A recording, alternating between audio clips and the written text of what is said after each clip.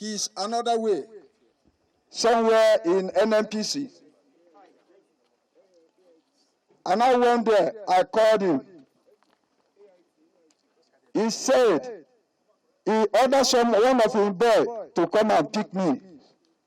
When the boy came to me and he called my line, because I don't know the boy, he doesn't know me. He called me, I picked my call. Immediately I saw the boy, I waved my hand, the boy saw me. He walked towards me.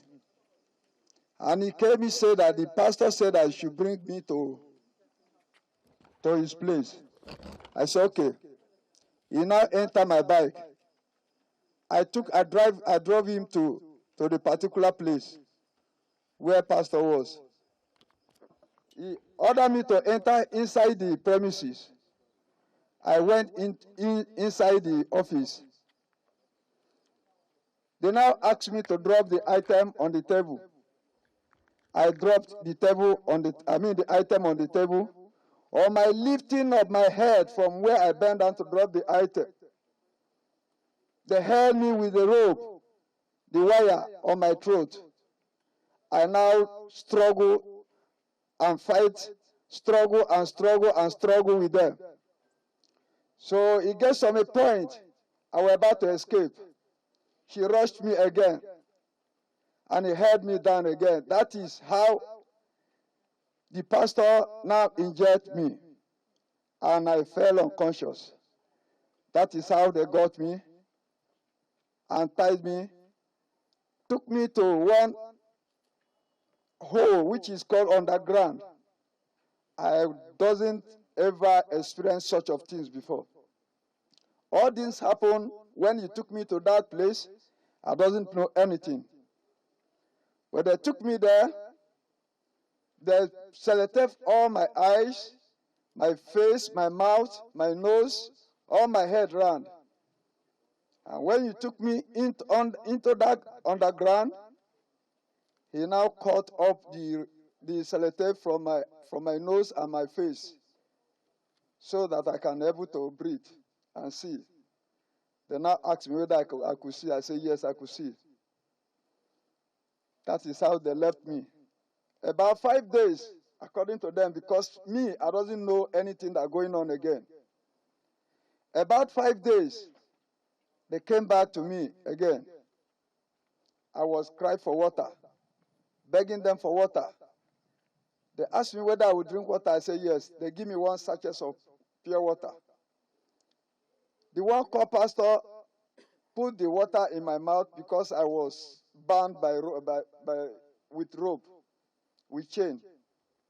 I now drank the water. They give me one bottle of mineral. I drank half of the water. The mineral. They took the remaining one away from my hand, and I took it away. So I was there. Like 3 days later, they came again and brought a food for me, gari with sugar with beans. I ate. The one called pastor now asked me, the next food that they will bring for me, what do I want? I said, to avoid toilet, I said, I want anything light, something light in my stomach so that I will not go toilet always. They said we should bring gari and bread with beans. I said, yes, if they can be able to afford that, I will manage it. They brought it for me, and I ate it. So I was there. After 3 days later, they came with fufu. After other 3 days, they came with gari again. So one day, and now I was there, I doesn't know anything, that some group of men come into the very place I lined down. They told me that they were policemen. I turned back and looked at them. I started crying. I told them that we are not a policeman. How can a policeman find me into this place? that you are the group member of those people that kidnapped me. You are coming here to kill me. They said no. They said they were policemen. I said, okay. How can I know that you are a police officer? I asked one of them. They said I should not be worried, that they are police officer. I said, okay. They looked the gate, the iron, the burglary they used to block me there. The one mighty padlock on that burglary. Then the policeman asked me, said to me that let him went out again and brought the key to open the padlock. I said, that is funny. I said it to myself after they went away. I said, how can someone, I said it within myself, someone call himself police officer. You came to rescue me, and you are now telling me that you are going outside to bring key again. Do you keep key there? I said it within myself. Sir, I lined down again back to where I lined. In the next 30 minutes again, the stick entered into that underground again. They came to me, like play, like joke. They opened the padlock. They came inside. They now held me. They untied my hand. They now drag me from that inside of that underground, come closer to themselves. They now see the rope, other rope bind round about my leg. That is how they drag me from there out and bring me outside. Before coming outside, I see those one kidnapping me lying in the floor.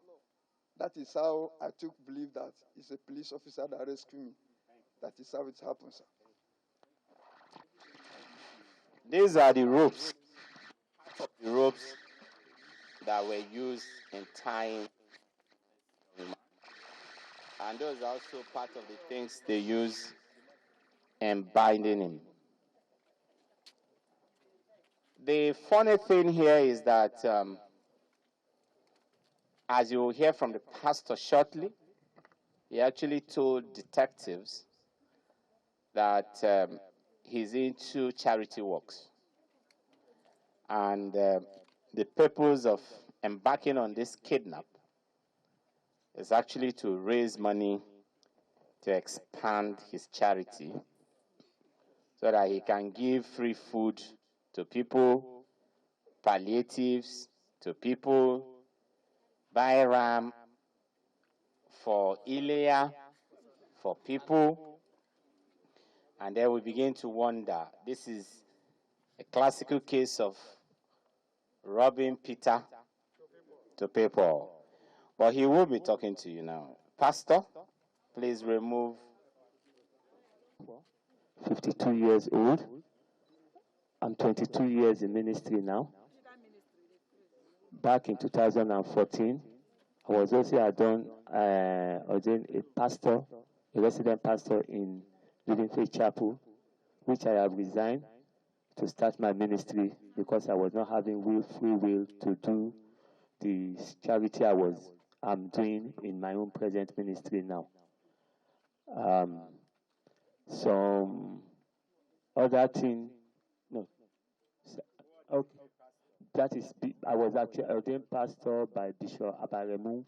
That is about some 20-something of us then, I don't know, in Ibadan. That is in 2014. In my church, we do this charity which I share foods and palliative to people.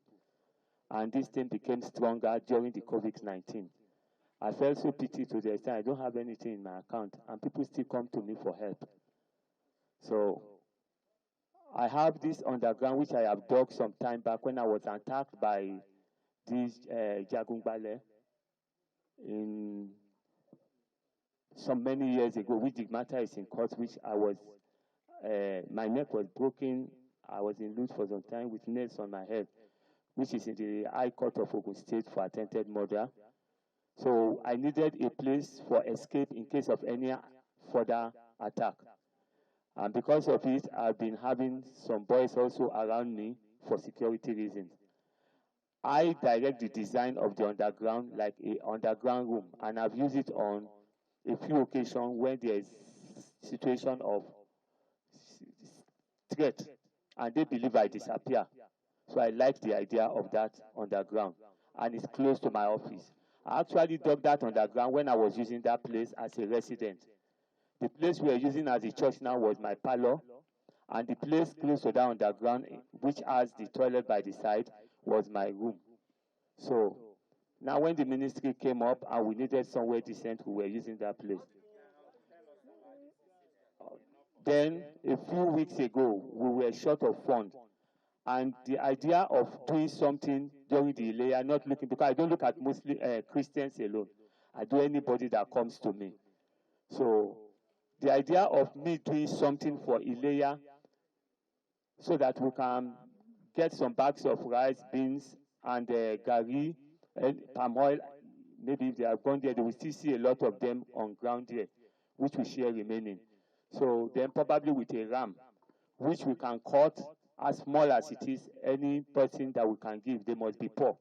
So that was why we now thought about the idea of why not getting money from these rich companies and then raise money from it, then we use it to buy this thing. That money could actually start this project.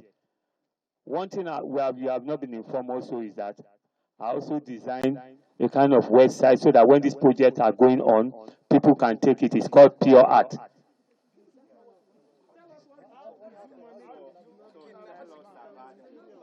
No, we are not the owners of the gun. We didn't use gun. Okay, then the three gentlemen here, they actually needed assistance from different places. This gentleman, Ima, came in from Abeokuta, who was having housing challenge and feeding well. He didn't have a job. So we got him a job. He was working. Then Brother Linus too was working with him. Okay. Okay, so the three of us actually was involved in the kidnap. Face up, what? So the three of us were involved in the, all of us were involved in the kidnap with the hope of raising funds and getting something before the layer. When eventually the man was brought in and you were struggling with him, who gave I injected him. what kind of injection? I gave him ketamine injection because the man was struggling and I didn't want him to be injured, because I must confess to you, anything could have happened during the struggling. So I went in there. Is this injection I used to inject these animals and everything I kill, which I know paralyzes them. I put it in egg to catch snakes. So I quickly went to get his and inject his foot to stop him from struggling. You also have that stethoscope. Yes, sir. If you know, in Winners, we do this medical outreach. So when I started my ministry, I was interested because my main target is welfare. So I was interested. Winners is not involved in this by any means. What you see there was my own portion from the medical outreach when I was in Winners. It was always hanged in my office there with Bishop Yeteko's photo. It has nothing to do with Winners. So when this man came in, before the man, I used it to check people's health. When I want to help people in treatment, I used to get there. So when he came in, I used the stethoscope to go and check his health. And I went there. On the two occasions I went there, I asked of his health. He told me his health. I checked him. He told me he was feeling some pain. I said, okay. I said, what else did you need? So I went out and get painkillers, these painkillers in packet, which they sell 400 and something, with, again, please remember me of that antibiotic. Bisham, okay. Bisham from the pharmacies. So I was employed to the pastor's church as a compound security every night. So the pastor invited the delivery man to deliver drugs for him. On the line, the pastor said that he wants to collect money from the company to buy bags of rice, and other things for the layer, which I supported him. And I asked him a question that how long is the man going to stay? He said, after this month, if there is no money bring out, that will release the man. And I supported him too. So when the man came, we tried to bring the man down. We paid the man down, and Pastor injected him. When Pastor injected him, he gave us instruction to take the man to the underground. And it's called Special Guest House. That's what the pastor do call the place. So we took the man there and left the man there. We do feed the man every morning and night. That's the pastor's instruction. We should feed the man every morning before closing. The night when we resume work, we feed him. And when we want to feed him, we untie him.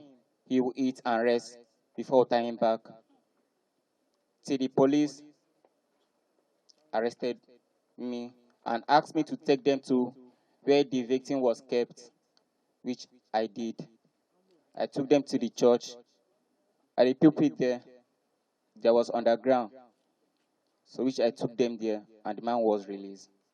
How long have you been involved in this kind of operation? I've been working with the man since 7th of this month.